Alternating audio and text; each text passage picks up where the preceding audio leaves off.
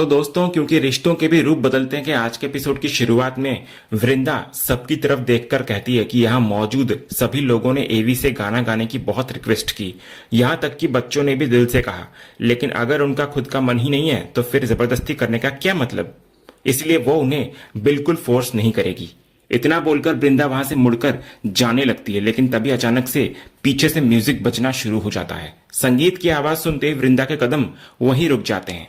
वो पलट कर देखती है तो सामने एवी हाथ में गिटार लिए गाना गा रहा होता है। पूरा माहौल एकदम बदल जाता है। वहां मौजूद सभी लोग खुशी के मारे झूमने लगते हैं और एवी की आवाज में पूरी तरह खो जाते हैं। इसी बीच माधवी मुस्कुराते हुए कार्तिक का हाथ पकड़कर उसे वृंदा के पास ले आती है और दोनों का हाथ एक दूसरे के हाथ पर रख देती है। इधर कार्तिक प्यार से वृंदा का हाथ थाम लेता है और ये पूरा नजारा दूर खड़ा अंगद देख रहा होता है। कार्तिक धीरे से वृंदा से पूछता है कि क्या वो अपना सारा गुस्सा अब उसी पर निकालने वाली है। ये सुनकर वृंदा हल्का सा मुस्कुरा देती है। फिर दोनों एवी के ही गाने पर साथ में एक खूबसूरत रोमांटिक डांस करने लगते हैं। उधर गाना गाते हुए अंगद की आंखें लगातार वृंदा पर टिकी होती है। धीरे धीरे वो अपनी ही दुनिया में खो जाता है। उसे ऐसा महसूस होने लगता है कि जैसे कार्तिक नहीं बल्कि वो खुद वृंदा के साथ डांस कर रहा हो। उसके आसपास कोई नहीं होता, सिर्फ वो और वृंदा। दोनों एक दूसरे के साथ मुस्कुराते हुए वही पुराने खूबसूरत पल फिर से जी रहे होते हैं डांस करके। लेकिन अगले ही पल अंगद का भ्रम टूट जाता है और वो हकीकत में लौट आता है। उसी समय कार्तिक और वृंदा का डांस भी खत्म होता है। इधर पूरा हॉल तालियों की गूंज से भर उठता है। तभी सुप्रिया बोलती है कि मुहूर्त अभी भी शुभ है, इसलिए अब बिना देर किए रिंग सेरेमनी पूरी कर लेनी चाहिए। ये सुनकर अंगद का दिल जैसे बैठ जाता है। उसकी आंखों के सामने एक बार फिर वृंदा के साथ बिताए हुए पुराने पल घूमने लगते हैं। उधर वृंदा भी न जाने क्यों बार बार अंगद को ही याद कर रही होती है। दोनों एक दूसरे से दूर खड़े होकर भी यादों में एक दूसरे के साथ होते हैं। आखिरकार कार्तिक आगे बढ़ता है और वृंदा की उंगली में अंगूठी पहना देता है। चारों तरफ तालियों की गड़गड़ाहट गूंज उठती है। यह नजारा देखकर अंगद की आंखें भर आती है। वो अपने आंसू छिपाने के लिए तुरंत दूसरी तरफ मुंह कर लेता है। इसके बाद इधर वृंदा की बारी आती है। वो भी कांपते हाथों से कार्तिक की उंगली में अंगूठी पहना देती है। सभी लोग एक बार फिर जोरदार तालियां बजाते हैं। लेकिन अंगूठी पहनाने के बाद वृंदा के चेहरे पर एक अजीब सी बेचैनी साफ दिखाई देने लगती है। कार्तिक तुरंत पूछता है कि क्या वो ठीक है, तो वृंदा सिर्फ मुस्कुराकर हाँ कहती है। उसी समय कार्तिक का फोन बजता है तो वो जरूरी कॉल अटेंड करने के लिए कुछ देर के लिए बाहर चला जाता है। इधर वृंदा की नजर अचानक से अक्षय पर पड़ती है। फिर न जाने क्यों उसका मन फिर से अंगद की यादों में खो जाता है। उसके चेहरे से साफ महसूस हो रहा होता है कि उसने ये सगाई अपने दिल से नहीं बल्कि सिर्फ अपने बच्चों की खुशी के लिए की है।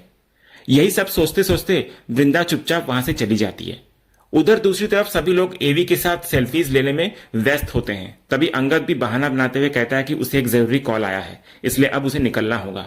इतना बोलकर वो भी बाहर चला आता है। बाहर आते ही पीछे से छोटी सी तारा उसके पास आ जाती है और मासूमियत से पूछती है कि वो यहाँ अकेले क्यों खड़ा है, क्या उसकी तबीयत ठीक नहीं है। तो अंगद मुस्कुराकर कहता है कि वो बिल्कुल ठीक है। फिर वो प्यार से पूछता है कि उसका नाम क्या है, तो छोटी सी तारा गर्व से कहती है कि मेरा नाम तारा वीरानी है। अंगद मुस्कुराकर कहता है तारा यानी आसमान में चमकने वाला स्टार। तो तारा भी खुशी से कहती है कि हाँ, वही चमकता हुआ स्टार। अंगद उसकी बात सुनकर मुस्कुरा देता है और कहता है कि वो सच में बहुत प्यारी है। फिर वो पूछता है कि उसके मम्मी पापा कहाँ हैं। तो तारा उसे थोड़ा आगे ले जाकर दूर खड़े ऋतिक और मुन्नी की तरफ इशारा करते हुए कहती है कि वही उसके मम्मी पापा हैं। ये सुनते ही अंगद कुछ पल के लिए चुप हो जाता है। फिर वो अपने हाथ का ब्रेसलेट उतारकर तारा को दे देता है। तारा उसको देखकर बहुत खुश नजर आती है और तुरंत थैंक यू बोलती है। अंगद भी मुस्कुराकर कहता है you are welcome my little shining star. लेकिन अगले ही पल तारा ब्रेसलेट वापस करते हुए कहती है कि वो ये गिफ्ट नहीं ले सकती। उसके मम्मी पापा ने सिखाया है कि किसी अजनबी से गिफ्ट नहीं लेनी चाहिए। ये सुनकर अंगद भावुक नजर आता है। वो प्यार से समझाता है कि उसके मम्मी पापा बिल्कुल सही कहते हैं, लेकिन ये कोई साधारण गिफ्ट नहीं है, ये उसकी तरफ से प्यार और आशीर्वाद है और उसे पूरा यकीन है कि उसके मम्मी पापा अभी इस गिफ्ट के लिए मना नहीं करेंगे। फिर वो मुस्कुराकर कहता है कि ये तो उसके लिए रिटर्न गिफ्ट है, उसके मम्मी पापा भी इस गिफ्ट के लिए मना नहीं करेंगे।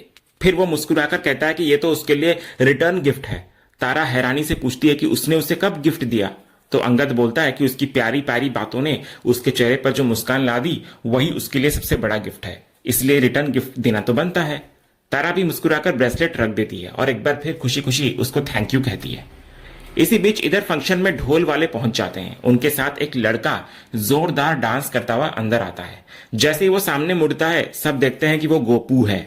अपने बेटे को देखकर सुप्रिया खुशी के मारे झूम उठती है और दौड़कर उसके साथ डांस करने लगती है। उधर वृंदा हैरानी से नितिन को पूछती है कि गोपू अचानक यहाँ कैसे आ गया। नितिन भी कहता है कि वही तो वो भी सोच रहा है, क्योंकि गोपू तो अभी हॉस्टल में था। तभी इधर गोपू खुद दौड़कर वृंदा का हाथ पकड़ लेता है और उसे भी डांस फ्लोर पर ले आता है। वृंदा मुस्कुराकर इधर पूछती है कि वो यहाँ कैसे पहुंच गया। तो गोपू हंसते हुए कहता है कि वो सबको सरप्राइज देने आया है। फिर वो वृंदा से पूछता है कि क्या उसे देखकर वो खुश नहीं है। तो वृंदा प्यार से कहती है कि वो बहुत खुश है, लेकिन उसे तो हॉस्टल से छुट्टी नहीं मिलती थी। तो गोपू कहता है कि हॉस्टल में रिनोवेशन चल रहा है, इसलिए छुट्टी मिल गई। वैसे भी वो इस फंक्शन को मिस नहीं करना चाहता था। फिर वो हंसते हुए कहता है कि वृंदा की पहली शादी में तो उसे आने का मौका नहीं मिला था, इसलिए उसने सोचा कि दूसरी वाली शादी किसी भी हाल में मिस नहीं करेगा। ये सुनते ही वृंदा के चेहरे की मुस्कान एक पल में गायब हो जाती है। लेकिन गोपू यही नहीं रुकता। वो मासूमियत से कहता है कि अंगद और वृंदा की जोड़ी भी बहुत अच्छी थी, लेकिन उसे पूरा भरोसा है कि कार्तिक और वृंदा की जोड़ी उससे भी ज्यादा अच्छी साबित होगी और हमेशा साथ रहेगी। गोपू की ये बात वृंदा के दिल में कहीं गहराई तक चुभ जाती है। उसका चेहरा उतर जाता है और वो बिना कुछ कहे वहां से चली जाती है। दूर खड़ा अंगद ये सब अपनी आंखों से देख रहा होता है। उधर कार्तिक भी वृंदा के पीछे जाने के लिए बढ़ता है, लेकिन तभी सुप्रिया उसको रोक लेती है और गोपू से मिलवाती है। गोपू झुककर कार्तिक के पैर छूता है और दोनों के बीच बातचीत शुरू हो जाती है। इसके बाद कुछ देर बाद मौका मिलते ही कार्तिक वहां से निकल पड़ता है, क्योंकि अब उसको सिर्फ एक ही चिंता होती है कि वृंदा आखिर गई कहां। तो दोस्तों, इसके अगले ही सीन में हम देखते हैं कि गोपू अपनी मां सुप्रिया से शिकायत करते हुए कहता है कि यहाँ सब लोग कितनी आराम की जिंदगी जी रहे हैं, बड़े घर, बढ़िया एसी, जबकि उसके हॉस्टल में तो पंखा भी ठीक से नहीं चलता। खाने के नाम पर पतली सी दाल और कंकड़ वाले चावल मिलते हैं। वहां रहना किसी सजा से कम नहीं है। इतने में नितिन बीच में टोकते हुए पूछता है कि पहले ये बता, तू बिना बताए यहाँ आया कैसे? हॉस्टल से किसने छोड़ा और किसने परमिशन दी? तो गोपू कहता है कि उसे किसी ने नहीं छोड़ा, बल्कि वो खुद ही हॉस्टल छोड़कर भाग आया है। ये सुनते ही नितिन के होश उड़ जाते हैं। वो गुस्से में कहता है कि उसे पढ़ने भेजा था उसने, लेकिन ये तो चोरों की तरह भागकर वापस आ गया।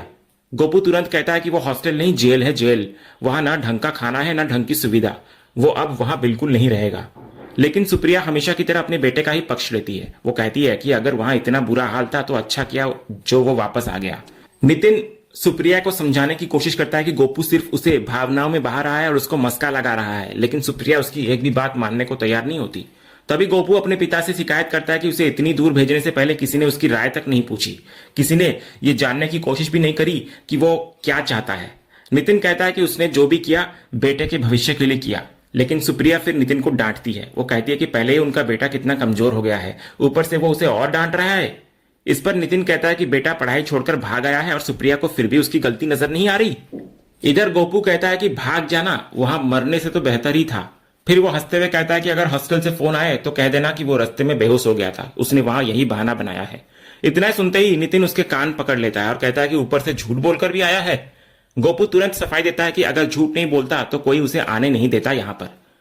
फिर वो एक और खुलासा करता है कि उसने पापा के सिग्नेचर भी खुद ही कॉपी कर लिए थे। ये सुनकर सुप्रिया हंस पड़ती है और गर्व से कहती है कि यही तो उसका बेटा है। लेकिन नितिन का गुस्सा सातवें आसमान पर पहुंच जाता है। वो कहता है कि उसका बेटा होकर भी ऐसी हरकतें वो कर रहा है। सुप्रिया तुरंत पलटकर कहती है कि बेटा सिर्फ उनका ही नहीं उसका भी है। फिर वो प्यार से गोपू को गले लगा लेती है। गोपू भी मुस्कुराकर नितिन से कहता है कि माँ कितनी चिल है, उन्हें भी थोड़ा वैसा बनना चाहिए। नितिन उसको डांटते हुए कहता है कि पहले अपने पिता से आप कहकर वो बात करना सीखे। लेकिन सुप्रिया फिर बीच में आती है और कहती है कि अब बस भी करो। इसके बाद वो गोपू का हाथ पकड़कर उसे खाना खिलाने ले जाती है। उधर दूसरी तरफ वृंदा अकेले अपने कमरे में चली आती है। वो आईने के सामने खड़ी अपनी उंगली में पहनी हुई अंगूठी को देखती रहती है। उसकी आंखों से लगातार आंसू बह रहे होते हैं। तभी पीछे से वहां कार्तिक पहुंचता है।